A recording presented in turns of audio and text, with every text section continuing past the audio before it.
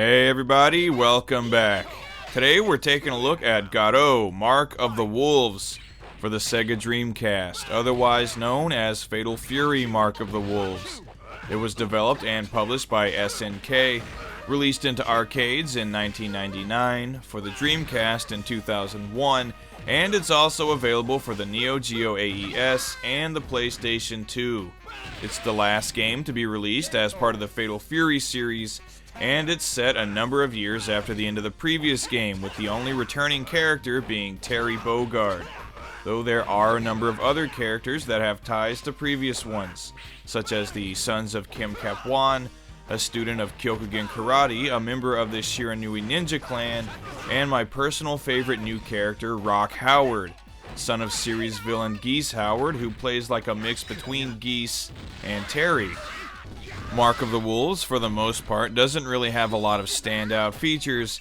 It just plays really well. It's actually one of my favorite SNK fighters. You have the standard 4-button setup, and each of the 14 selectable characters has an array of special moves and super combos. The super combo meter actually fills up twice.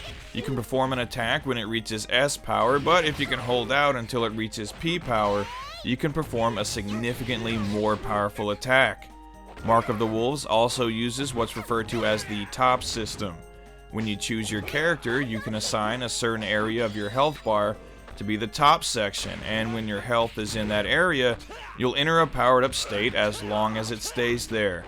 This is a pretty cool feature, but not one that I feel adds that much to the gameplay, which was already awesome anyway. There are 4 gameplay modes to choose from, and there's even a gallery included. On the whole, this is just a solid fighter with some really tight controls and very fun gameplay.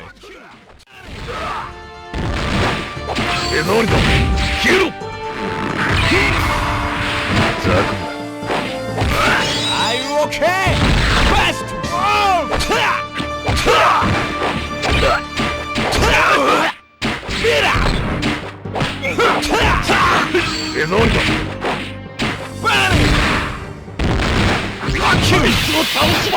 KO! Okay! Mark of the Wolves sports some pretty nice graphics. The characters all have great designs, some being very reminiscent of past characters, and some being completely unique as far as this series is concerned. The stages all look really nice too. They're very colorful, and there's a lot of detail in the backgrounds as well. Very nice looking game. The sound design, on the other hand, I find to be a little weak. The soundtrack, aside from a couple of tunes, is pretty flat and forgettable. It just sort of does its job and not much more, which is a trend I noticed with later SNK games like this. Their soundtracks typically aren't on par with what they were doing in the early 90s. Still, this is a really well-made game with great graphics and gameplay, just not a stellar soundtrack, which didn't stop me from enjoying it immensely.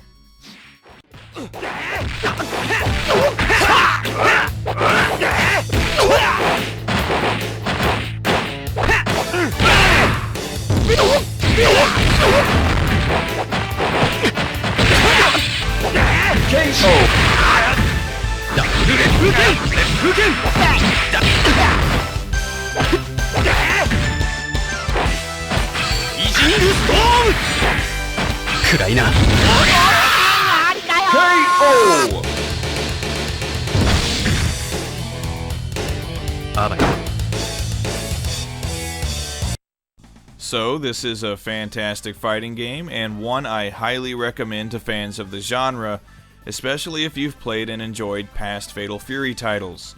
Looking online, the Japanese version of this game is usually between $30 and $40, while the US version goes for closer to $70 or $80.